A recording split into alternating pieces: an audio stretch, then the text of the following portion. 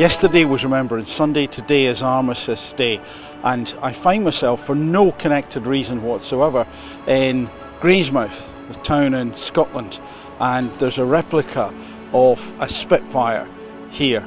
You can probably see behind me. The story behind that, I think, is interesting, poignant and important. So here's part of the background. This is from an article by Ian Scott in the local press. Back in February 1939, Scottish Aviation Limited announced plans to provide central Scotland with what was planned to be the largest airport in the country. 500 acres of farmland were purchased in the Grangemouth area by the firm, which had secured a government contract to train pilots in preparation for the war that everyone seemed to expect. They had also decided that there was a real opportunity to develop a commercial airport serving both Glasgow and Edinburgh, and within 2 months of starting work, the new grass runways were in use for a commercial flight on the Shetland to London route. However, that expected war didn't remain expected for too long, and Grangemouth was designated as a base for fighter aircraft, given the task of defending against enemy bombers aiming for local iron foundries, dockyards and chemical factories. When the fear of such bombing raids declined at the end of 1940, Grangemouth became a training centre where young pilots were introduced to the Spitfire and taught the skills of formation, flying, aerobatics and gunnery, and it remained in this role until near the end of the war.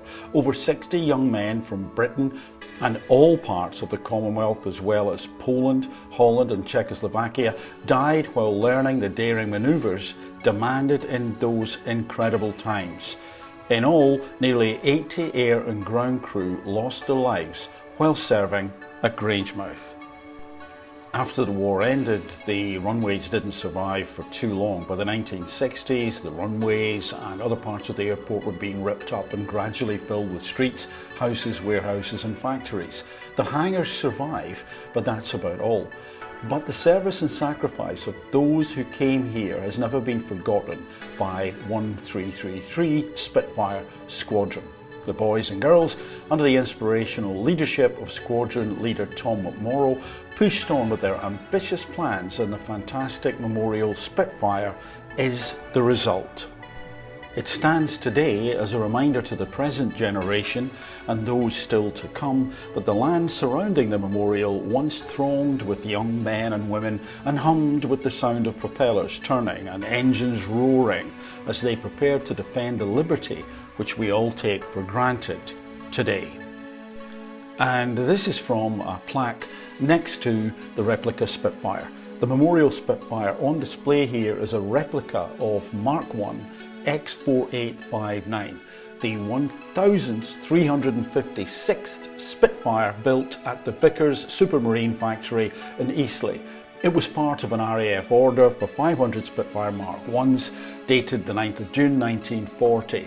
Spitfire X4859 first flew on the 17th of December 1940 and was originally assigned to 308 Squadron but later moved to 129 Squadron. The plane received her 58 Operational Training Unit designation, or probably 58 more accurately, as PQN, and flew into Grangemouth on the 15th of September 1941.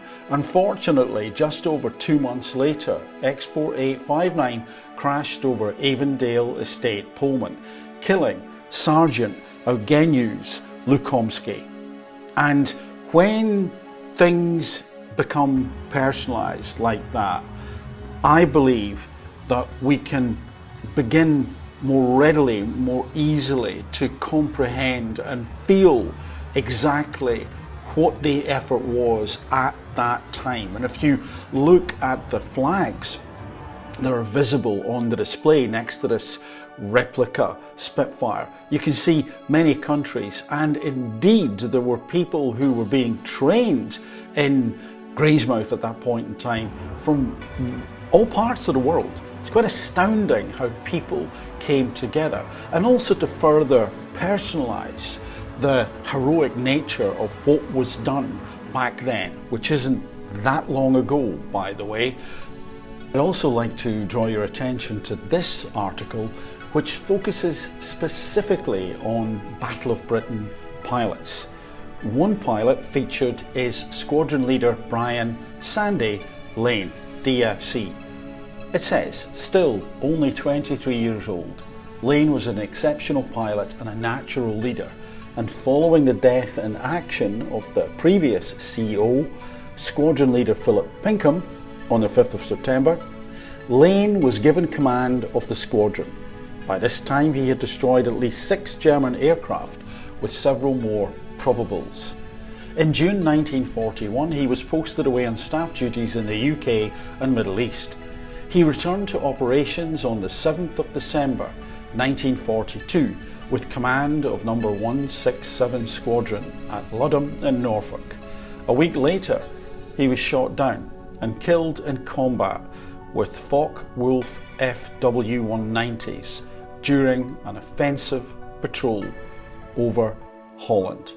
And if you look at the text under the photograph, it says, "The strain of combat shows on Lane's face as he consults with his pilots after a sortie." Doesn't it just?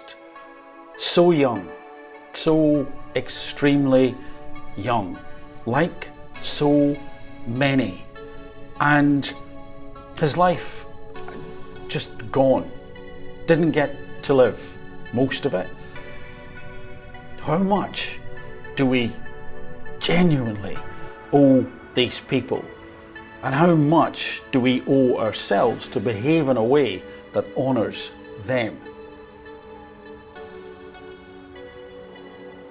And have you ever considered what it must have been like for those people in, for example, the trenches, or in this case, about to be scrambled to leave the relative safety of a cup of coffee or a meal or whatever it was, to run across some tarmac and jump into a plane, knowing full well that there was a good chance they wouldn't be coming back. What do you think they would make of our so-called civilization today? I like to think that in some ways they would be quite pleased, and others, I can almost feel them tapping me on the shoulder, saying, "We fought for freedom and liberty, remember? Freedom includes freedom of speech. Be very careful that doesn't get eroded." I also think they would be none too pleased about the current trend, that trend of calling people a particular name when we disagree with them. These people fought the actual Hitler. To use that particular epithet because someone thinks differently to us, it diminishes the horror of that war. It diminishes the horror of people who are actual dictators, who do genuinely kill, maim and destroy. So let's find different descriptions, and let's be kinder and relish the peace that these brave men and women have given us. And by the way, I'm acutely aware there are other conflicts going on. These people also fought for peace. Let's pray, let's hope that we can find that worldwide sooner rather than later.